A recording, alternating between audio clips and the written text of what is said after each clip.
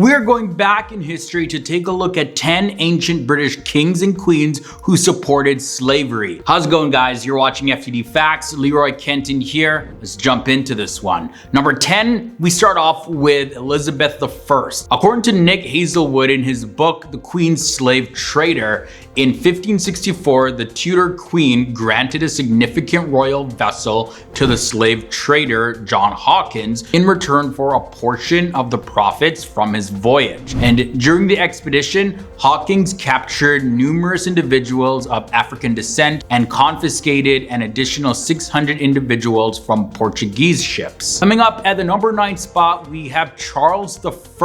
Back in 1632, the king issued a monopoly license to the re-established Guinea Company, allowing them exclusive rights to transport enslaved individuals. This marked the establishment of the English colonies, where the economies relied on the labor exploitation of enslaved people. First of these colonies was Barbados, often referred to as the first Black Slave Society, which was established in 1636. Coming in at the number 8 spot, we have Charles II. After the restoration of the monarchy in England, the first king established a state-sponsored enterprise by investing in a slave trading business known as the Company of Royal Adventurers of England Trading into Africa. The king granted the company a royal charter, effectively making the slave trade an official supported endeavor. And when the Company of Royal Adventurers of England Trading into Africa was dissolved in 1672, the king shifted his support to the Royal African Company. Now, this new company became instrumental in transporting a significant number of enslaved individuals from Africa to the Americas, surpassing all of the other organizations in the transatlantic trade in terms of the volume of enslaved people transported. In at the number 7 spot, we have James I. The initial Stuart monarch granted a monopoly to merchants with royal connections, enabling them to control trade with Africa. These merchants established the Guinea Company, which played a crucial role in supplying enslaved individuals for English-owned tobacco plantations in Virginia, America. Now, this information is detailed in Peter Fryer's book known as Staying Power. Moving on now to number 6, here we have James II. During his reign, James held the position of governor in the Royal African Company and was acknowledged for his extraordinary services with a reward of 500 guineas in 1677. As king, he held the largest share in the company until he sold his shares following his deposition during the Glorious Revolution of 1688. According to historian K.G. Davies in his book, The Royal African Company, James earned £6,210 from his investment. And by conservative estimates, that amount would be equivalent to about £1 million in today's economy. Moving on to number 5, here we have Queen Anne. Queen Anne is notable for overseeing the Union of England and Scotland in 1707, resulting in the formation of the United Kingdom of Great Britain. However, her legacy also includes a significant expansion of England's involvement in the slave trade. When we look back to 1713, she secured the Asiento de Negros from Spain, granting England a monopoly on supplying enslaved African people to Spain's colonies in South America. The responsibility of fulfilling this contract was entrusted to the South Sea Company. Coming down into the number 4 spot, here we have George I.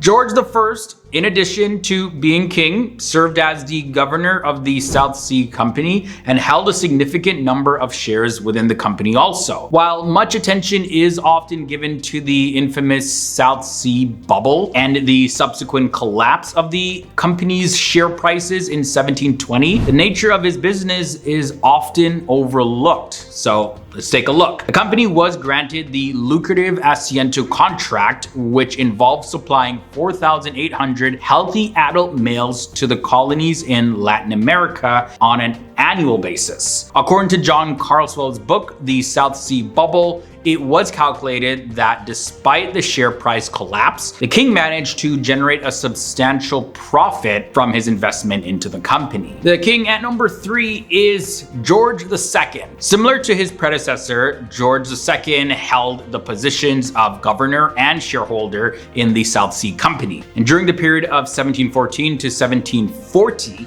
the company was involved in the transatlantic trafficking of enslaved people. According to the Slave Voyages database, which has compiled extensive records on this trade, the South Sea Company transported a total of 41,923 African captives on its ships. Tragically, over 7,000 individuals lost their lives during these voyages. Moving on to number 2, this king is George III. Now, George III, despite writing an essay during his teenage years that argued against the moral basis of slavery, ultimately supported the continuation of the slave trade and slavery in general. Contrary to the notion that he was opposed to slavery, research conducted by historian Brooke Newman for her forthcoming book, The Queen's Silence, reveals that George III not only opposed the abolition movement, but also worked against it behind the scenes. While the essay may suggest a temporary sentiment against slavery, George III's actions and positions later in life demonstrate his support for the institution. Coming down to the number 1 spot in this episode, we have William IV. William IV, who was king at the time of the abolition of slavery in 1833, had always been an opponent of abolition. Prior to ascending the throne, he held the title of Duke of Clarence, and he spent a lot of time in the Caribbean where he formed friendships with plantation owners, and one incident he even boasted about contracting a disease through intimate